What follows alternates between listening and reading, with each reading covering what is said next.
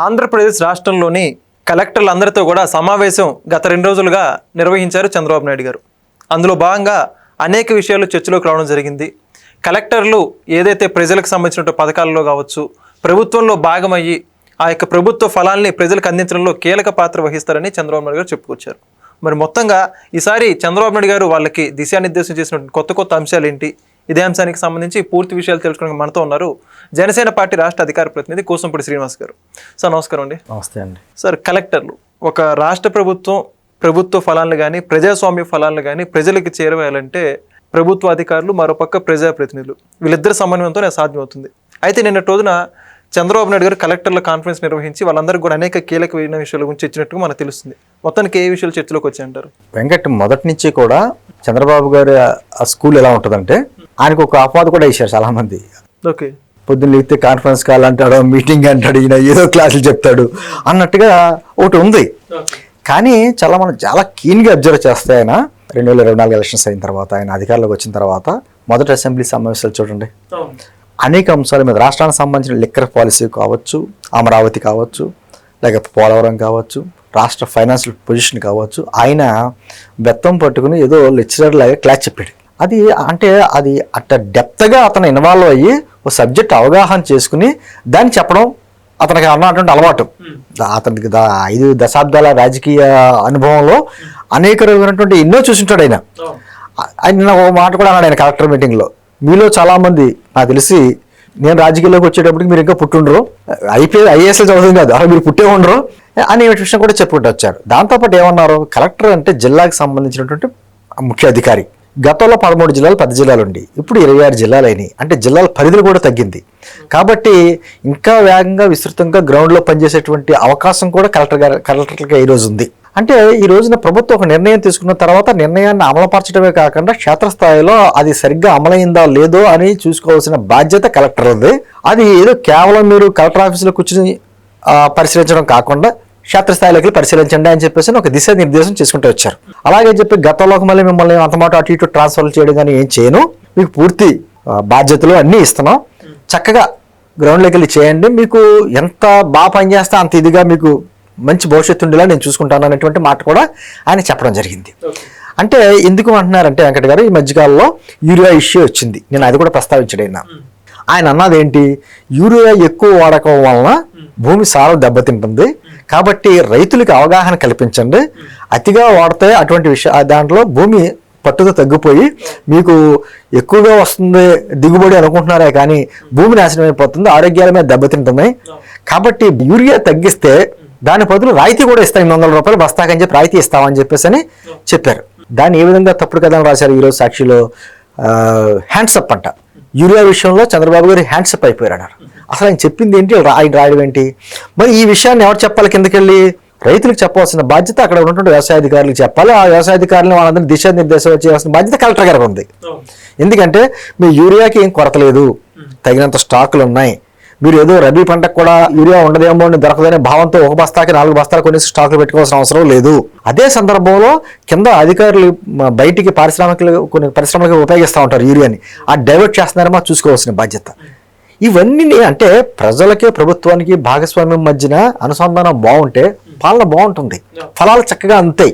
ఆ విషయాన్ని ఆయన చెప్పుకుంటూ వచ్చారు. కానీ ఈ రోజు కాదు, గతంలో ఆయన ముఖ్యమంత్రిగా అయినా కానీ మొదటి నుంచే కూడా ఎప్పుడూ కూడా అధికారులను ఉరుకులు పరుగులు పెట్టిస్తూ ఉంటాడు.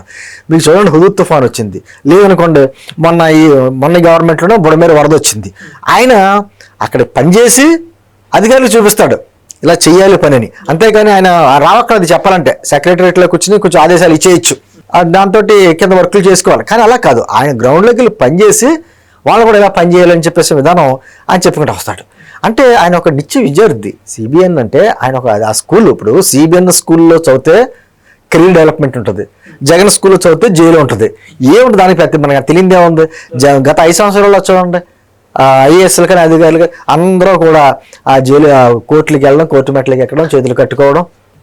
మొన్న అయితే ఒక జడ్జి గారు అయితే రోజు నీ మొహం చూడలేక చేస్తున్నావు, 70 రోజులు బట్టి డైలీ కనబడుతున్నావు నువ్వు అని చెప్పేసి తిట్టాడైనా.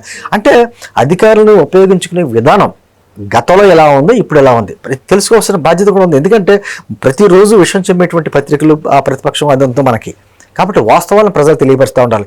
చంద్రబాబు గారు పదే పదే అంటారు, ఏ విషయమైనా సరే మనం చేయడం కాదు, కిందకెళ్ళి చెప్పుకోవాల్సిన బాధ్యత కూడా ఉంది. లేకపోతే విషయం చుమ్ముతూ ఉంటారు, ఫేక్ ప్రాపగండా ఎక్కువైపోతూ ఉంటుంది అనేటువంటి విషయం పది చెప్తున్నారు. ఈయన చూడండి, రాష్ట్రానికి పెట్టుబడుల విషయంలో కావచ్చు, అమరావతి విషయంలో కావచ్చు, పోలవరం విషయంలో కావచ్చు, ఎక్కడైనా మంచిని మెచ్చుకునే పద్ధతి అక్కడైనా ఉందా? లేకపోగా దానిలో ఉన్న లోపాలు డిఎస్సి. ఇప్పుడు మీరు డిఎస్సి దాదాపు 15,000 చిల్లర ఈరోజు పోస్టులు ఇచ్చారు. రేపు వదిన వాళ్ళకి అందరికీ కూడా సర్టిఫికెట్లు ఇస్తున్నారు, అదొక కార్యక్రమంగా చేస్తున్నారు. గత 5 సంవత్సరాల్లో ఒక్క డిఎస్సి కూడా చేయని వ్యక్తులు ఈరోజు డిఎస్సి గురించి మళ్ళీ వాళ్ళు ఏదో మాట్లాడడం ఎక్కడుందో అర్హత?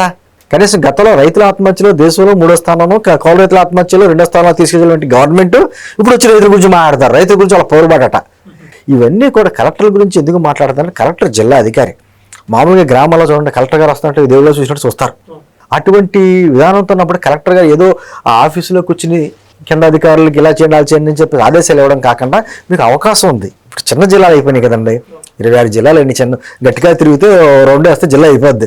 అటువంటిప్పుడు క్షేత్రస్థాయిలో మీరు వెళ్ళాలి, అధికారులతో సమన్వయం చేసుకుని వాళ్ళని దిశానిర్దేశం చేసి వాళ్ళకి విషయాలు చెప్తే ఆ రైతులకు కావచ్చు, ప్రజలకు కావచ్చు, మొత్తం విషయాలన్నీ అర్థమవుతాయి. అందులో కొంచెం గ్రామాల్లో చూడండి, అది కూడా మాట్లాడారు, రోడ్ల విషయంలో కూడా కొంతమంది కలెక్టర్లు మాట్లాడారు. ఇక్కడ గమనించవలసింది ఏంటంటే వెంకట్, కలెక్టర్లకి దిశానిర్దేశం చేయడమే కాదు, కలెక్టర్లు ఇచ్చిన సూచనలు కూడా ఆమోదించేలా చూశారు వెంటనే. ఎందుకంటే అన్ని తెలియదు కదా, కొన్ని విషయాలు గ్రౌండ్లో ఉండే వ్యక్తులకి వాళ్ళకి కూడా తెలుస్తుంది. కలెక్టర్లకి వాళ్ళు చెప్పడం ఏంటి, నేనడం ఏంటి అనేది లేకుండా వాళ్ళ దగ్గర నుంచి కూడా ఏదైనా సూచనలు వస్తే ఆ సూచనలు అమలు అయ్యేలాగా మళ్ళీ ఆదేశాలు జారీ చేయడం. ఇప్పుడు ఇది సమన్వయం అంటే. నిన్న జరిగింది అంటే ఇది కేవలం ఏదో పై కలెక్టర్ల మీటింగు అనేది కాకుండా అంత డెప్త్గా విషయాల మీద వాళ్ళకి అవగాహన కల్పించడం ఒకటి, వాళ్ళ దగ్గర నుంచి సూచనలు తీసుకోవడం ఒకటి, ఈ రెండు కూడా కింద పబ్లిక్లో అప్లై చేసేలా చేయడం. ఈ విధానంతో వెళ్తాం నిజంగా అభినందనీయం. గతంలో కూడా కలెక్టర్ మీటింగ్ జరిగింది, జగన్మోహన్ రెడ్డి గారు అధికారంలో వచ్చిన collector meeting. First collector meeting ఎక్కడ పెట్టాడంటే ప్రజావేదిక, అదే కూల్చేసాడు. ఆ రోజు మీటింగ్ పెట్టాడు, తర్వాత కూల్చేసాడు. అంటే అటువంటి విధానం కాకట అలా చేయాలనుకుంటే మనం ఋషికొండ ప్యాలెస్ మీద బిల్డింగ్ పడగొట్టేయచ్చు, కానీ అలా కాదు కదా, ప్రజాధనంతో కట్టారు అది. దాన్ని ఏదో రకంగా సద్వినియోగం చేసుకోవాలి. అంటే ప్రజల పట్ల ఆలోచన విధానం. మాకు పదే పవన్ కళ్యాణ్ గారు మాట అంటూ ఉంటాడు, అనుభవం ఉన్నటువంటి వ్యక్తి, అతని దగ్గర నుంచి మనం నేర్చుకోవాల్సింది చాలా ఉంది అనే మాట. ఒక పార్టీ అధ్యక్షుడు ఇంకో పార్టీ అధ్యక్షుడి గురించి మాట్లాడుతున్నాడంటే అది అర్థం ఏంటంటే వీళ్ళు రాష్ట్రం గురించి ఆలోచిస్తారు కాబట్టి, రాజకీయాలకు అతీతంగా రాష్ట్రం గురించి ఆలోచిస్తారు కాబట్టి చంద్రబాబు గారు లాంటి వ్యక్తి దగ్గర మనం నేర్చుకోవాల్సింది చాలా ఉంది అనేటువంటి మాట చెప్పడానికి కూడా కారణం అదే. నేను ఒకసారి వెంకట్ ఒక ఛానల్లో సిబిఐని డెబ్యుటేషన్ ఇచ్చాను. సిబిఐని డెబ్యుటేషన్ ఇస్తే దానికి కింద ఎన్ని రకాలుగా కామెంట్లు పెట్టారు. ఏంటంటే క్రెడిబిలిటీ, బెటర్మెంట్, నావల్టీ, విశ్వసనీయత, అభివృద్ధి, కొత్తదనం, ఆ 3 కోరుకుంటాడు కాబట్టి ఆయన సిబిఐ అయ్యాడు. ఆ మాట అంటే రకరకాల ఇలా అంటున్నా అలా అంటే వాస్తవం. రాజకీయాల గురించి విమర్శించుకుంటే నేను విమర్శించుకోవచ్చు. రాజకీయాలకు అతీతంగా ఒక 5 దశాబ్దాలు అనుభవం ఉన్నటువంటి నాయకుడు మనకు ఉన్నాడు ఇక్కడ. భారతదేశంలోనే అతి ముఖ్యమైన కొద్దిమంది నేతల్లో ఒకడు, అనుభవం ఉన్న వ్యక్తి, ఎన్నో ఆటుపాట్లు చూసిన వ్యక్తి. అటువంటి వ్యక్తిని మనకు మనం నాయకుడిగా ఉన్నప్పుడు మనం అండగా ఉండాలి. అంటే మనం బలం కావాలి కానీ బలహీనత కాకూడదు. పార్టీ గురించి తర్వాత మాట్లాడుకుందాం, ఏ పార్టీ ఎదుగుతా చూస్తుంది, ఏ పార్టీగా పార్టీ అధికారులు రావడానికి వస్తుంది, అది వేరు, రాజకీయాలు వేరు. కానీ రాష్ట్రానికి వచ్చేటప్పటికి, పాలనా విషయం వచ్చేటప్పటికి ఖచ్చితంగా కలిసి వెళ్ళాలి.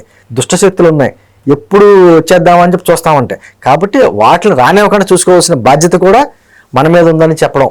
అంటే ఇవన్నీ నేను ఎందుకు చెప్తున్నానంటే కలెక్టర్ మీటింగ్లో దిశానిర్దేశం యూరియా విషయంలో ఎన్ని రకాలుగా పెట్టారు, అన్ని రకాలుగా చేస్తున్నారు వెంకట్. ఈ రోజుకి కూడా హ్యాండ్సప్ అయిపోయింది ప్రభుత్వం, రైతులను మోసం చేసింది, రైతులు కొట్టుకుంటున్నారు, రైతులు పాపం చాలా ఇబ్బందులు పడుతున్నారు. అంటే లేనిది కృత్రిమ కొరత సృష్టిస్తారన్న అలా సృష్టించి ప్రజల్లో ఒక విద్వేషాలు చూపిస్తుంది. దానికి ఏం చేయాలి బాధ్యత? ఇక్కడ ప్రభుత్వంలో ఉన్నటువంటి పాలకులు కావచ్చు, ప్రజాప్రతినిధులు కావచ్చు, కింద ఉన్నటువంటి అధికార యంత్రాంగం కూడా వాళ్ళలో ఉన్నటువంటి అపోహలు తొలగించాలి. అది బాధ్యత. అది దిశానిర్దేశం జరిగిందని కలెక్టర్ మీటింగ్లో. నిజంగా చాలా అద్భుతంగా జరిగింది. కలెక్టర్ కూడా చాలా హ్యాపీ ఫీల్ అవుతారు.